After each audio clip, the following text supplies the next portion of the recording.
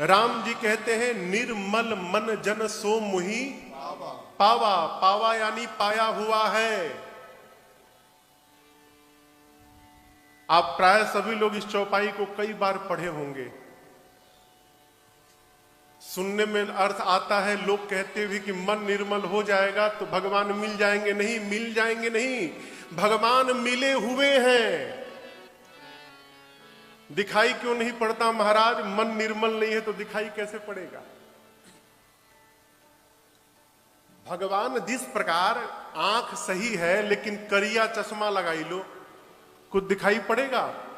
कहो कहो। लेकिन दिन काला चश्मा हट गया तो दिखाई पड़ेगा ना।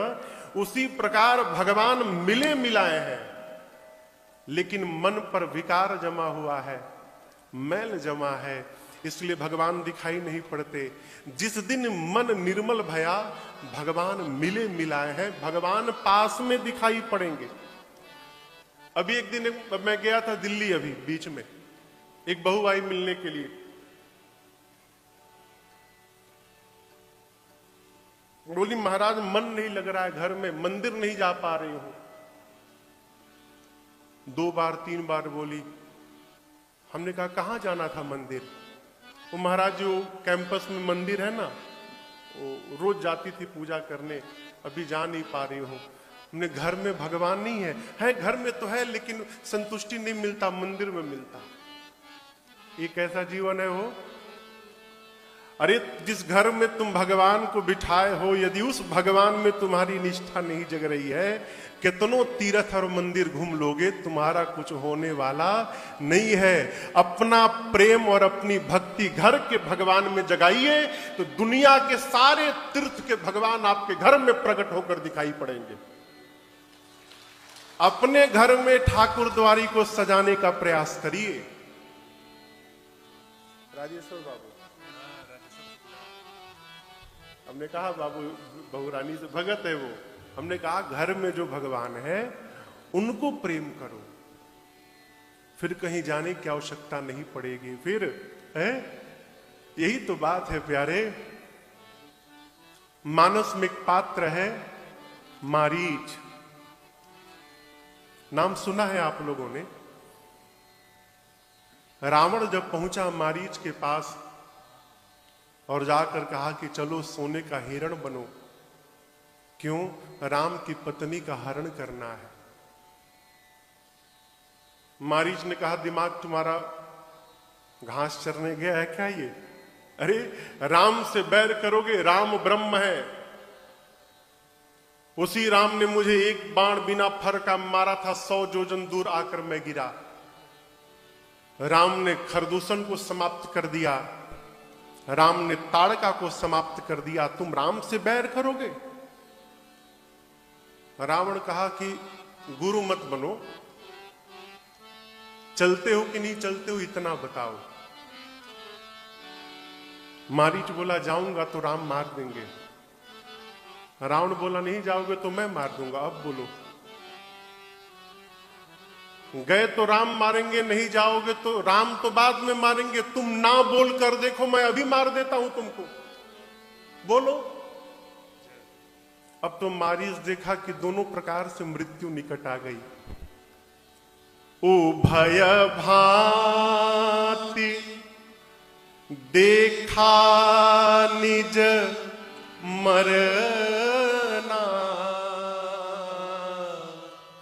तब ताके सिर रघु नायक सरना। मारीच ने देखा कि दोनों प्रकार से मेरी मृत्यु अब निकट आ गई है, इधर भी मरना है उधर भी मरना है, तो इस पापी के हाथों मरने से अच्छा है चलकर भगवान के हाथों मरा जाए, कम से कम उद्धार तो हो जाएगा। चल पड़ा और मारीच जाता है और मन में सोचता है, निज परम प्रीतम देखी लोचन सुफल करी सुख पा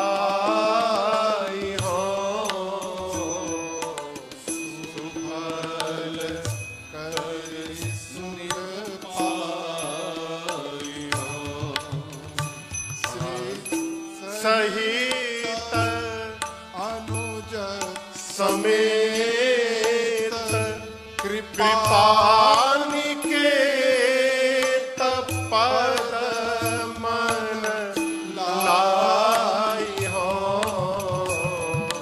निकेत पद मन लाई सही बस करी निज पानी सर संधानी सो मोहि बाधी सुख सागर हरे मोहि बाधी सुख सागर हरे सुख सागर हरे सुख सागर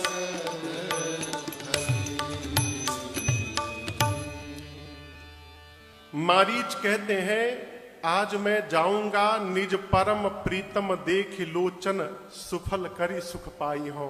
अपनी आंखों से भगवान का दर्शन प्राप्त करके और मैं आज अपने नेत्रों को धन्य प्रदान करूंगा, धन्य कर दूंगा। अरे भगवान का क्रोध भी मुक्ति प्रदान करता है, निर्वाणदायक क्रोध जाकर। अच्छा देखिए, भगवान जब मारते हैं, आप ऐसा मानस में पढ़िएगा, भगवान ने जिसको जिसको मारा कहां भेजा? सीधे अपने धाम विदा कर दिया। जिस भगवान के धाम को जाने के लिए मुनि लोग जीवन भर तपस्या करते रहते हैं, साधन करते हैं, और उन राक्षसों को भगवान मार मार के अपने धाम विदा करते हैं। मारीच कहते हैं कि जिस भगवान का क्रोध भी मुक्ति प्रदान करता है, मैं तो प्रेम लेकर जा रहा हूं, भगवान मुझे मुक्त क्यों नहीं करेंगे? और इसके बाद मारीच का आप चिंतन देखिए, देखिए वो आदमी मरने जा रहा है, वो जानता है कि मैं जहां जा रहा हूं आज मेरी मृत्यु निकट है वहां, लेकिन उसके चेहरे पर, उसके मन पर कहीं भी उदासी नहीं है।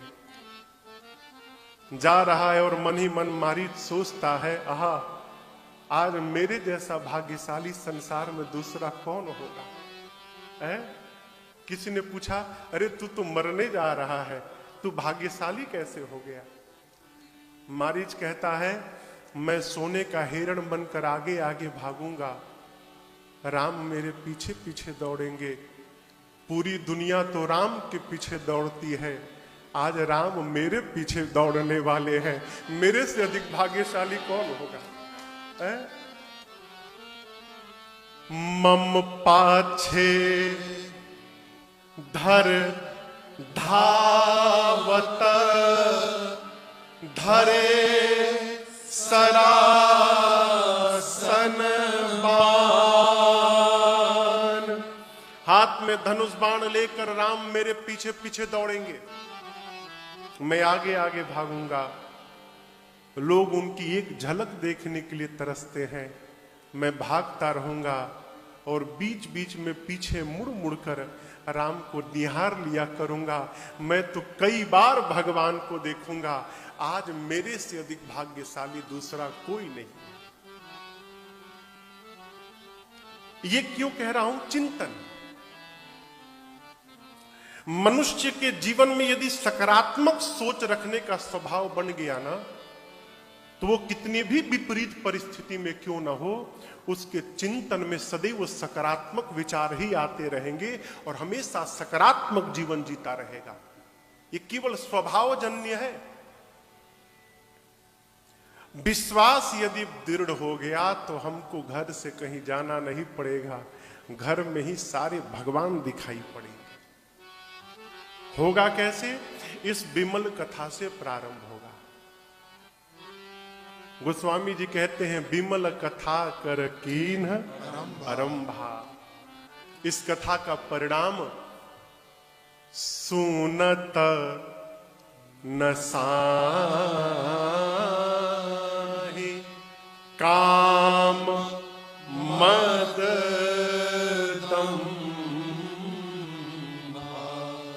इस कथा को सुनने से जीव की कामनाएं, काम, मद यानी अहंकार, दंभ, ये सब समाप्त हो जाएंगे।